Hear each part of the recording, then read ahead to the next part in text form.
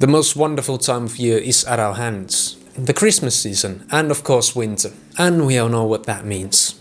Finance pros and other maniacs will start their annual winter arc.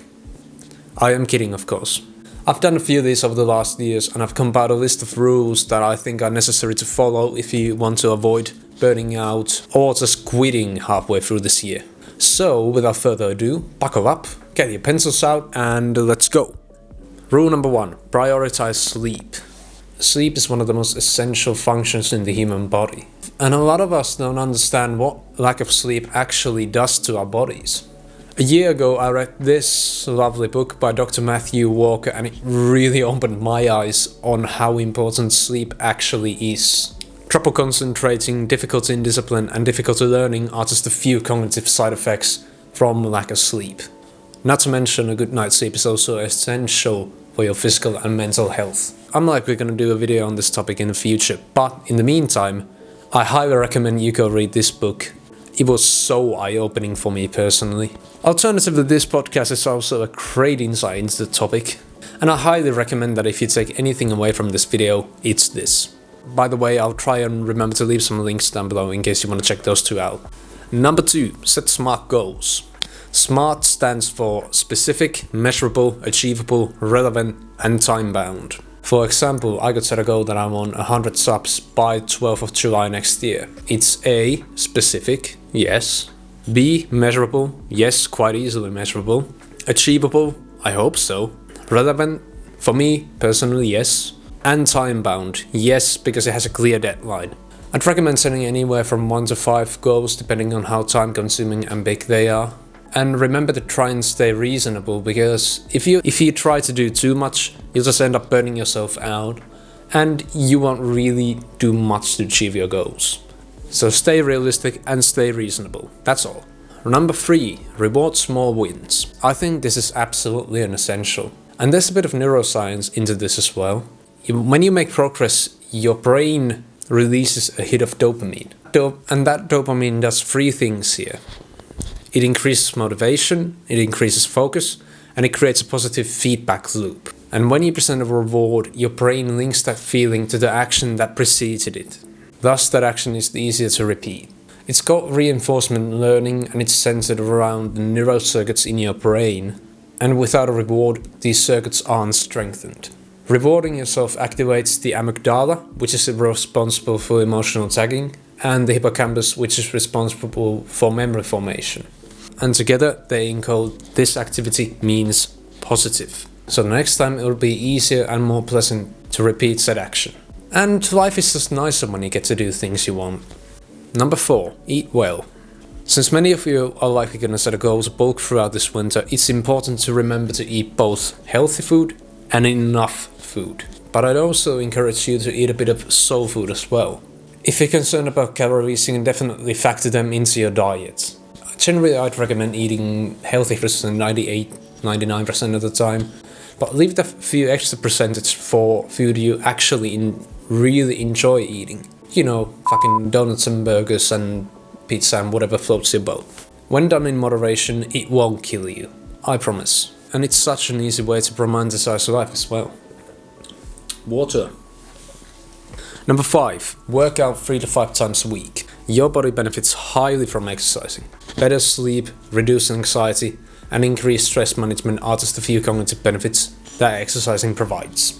Along with stronger bones and muscles, which reduce injury risk on the icy slippery roads this winter. 3 to 5 times a week is a pretty good range, depending on your goals of course. If you're looking to build muscle and swoon the ladies on the beach next year, then 5 to 6 times a week may be more apt to your goals. But if you're just looking to stay in shape or moderately build muscle, then 3-4 times a week is more than enough for you. By the way, no ladies will be swooned.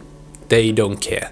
Number 6. Rest according to your body, not according to your goals. Even F1 cars need a bit of rest and maintenance, and so do you as well. It's just not a reality to function well with minimal rest. You need it consistently, and you need it enough, and you need it according to your own body. And by the way, when it comes to resting, sleep just isn't enough. You need activity that relaxes you both physically and mentally. I think hanging out with your friends is a fantastic way to reduce fatigue. And by the way, Laughter's the best tool for recovery by far. If you can lay on the couch watching something that makes you laugh, and if you can combine that with friends, it's amazing.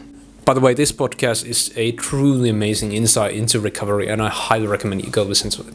Number 7, make time for friends and family. I've done the opposite in the past, but I've dismissed both friends and family because I thought it would hinder my goals and set me back. Well, it won't, if you once in a while spend a bit of time with your friends and family, and make time for shared activities. Plus, social interactions are so vital to us humans because we evolved in communities and tribes. To function properly, our bodies need a certain level of social interaction. And loneliness can actually cause both mental and physical symptoms. So if you have a chance to affect the situation, do so. Make time for the valuable people in your life. Number 8, limit your screen time. I'd say 2 to 3 hours is a pretty good limit for your screen time, depending of course what you do on your phone. If you use it for school or work, then crack on of course. But otherwise I'd recommend setting a screen time goal. Try doing something creative instead. Maybe try reading or a new hobby. Whatever you choose to do instead, I can promise you're gonna feel so much more energized and fulfilled and happy doing something other than doom scrolling on your phone. And I'm not saying you should never scroll on Instagram, absolutely not. I'm just saying you should set a limit. Number 9, learn daily. There's just so much joy in learning and a whole lot of benefit as well. And I think podcasts are a fantastic way to learn when you're commuting, working out or making dinner for example. Plus I think it sets you in a more focused and better mood overall than music does. I for one feel sharper listening to a podcast before class rather than music. But it's not just podcasts. Books, ebooks and documentaries are also a fantastic way to get the knowledge. And I don't think they always have to be informational either. They can well serve as a source of entertainment as well. And I can promise you that watching a good documentary about something you're genuinely interested in is a much better way to end the day than doom scrolling on your phone. And finally, number 10, meditate and journal daily. Self-awareness comes from listening to yourself and pondering in your own subconscious, trying to understand your own behavior and mind. And I think meditation and journaling are the best tools to do so. Meditation doesn't mean sitting in a lotus position and humming necessarily. It's really anything that allows you to focus on your thoughts, enough to hear them at least. It can be laying in bed listening to some relaxing music or taking a walk through your neighborhood. Journaling is another fantastic tool for processing your thoughts. I personally journal every single day, and in both digital and physical form. I mean, the effect's pretty much the same. It reduces mental load, builds self-awareness, improves emotional regulation, strengthens problem solving. I mean, need I go on? There's a reason journaling is so highly recommended. Alright, that's my list. Most of these Winter Arc rule lists that I've seen are pretty silly and clearly done by people who've just made a wish list of things they wish they did. Remember, life isn't some simulation where things don't happen and everything goes smoothly. You're gonna have bad days, but you'll also have amazing days. And you'll have days when you need to completely reschedule your entire day. And remember, we're not looking for perfection because it doesn't exist. As long as you do your best job every single day, that is more than enough. And that's more than 99% of people are doing. Just remember that. And remember to try and stay focused and think intelligently. And to end here, here's a nice short poem for you. To dismiss your own needs just might be the highest form of stupidity.